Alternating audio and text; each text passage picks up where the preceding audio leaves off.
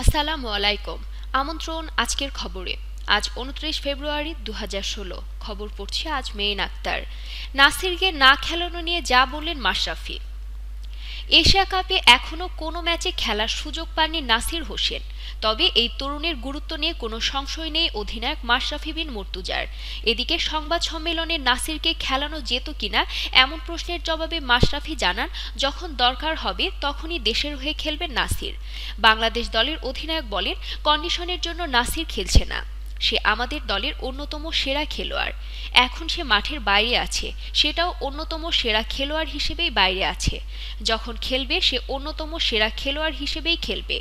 টি-টোয়েন্টিতে ৭ বা ৮ নম্বরে ব্যাট করতে পারেন নাসির। এই পজিশনে নাসিরের খেলার সামর্থ্য নিয়ে কোনো সংশয় নেই অধিনায়কের মনে।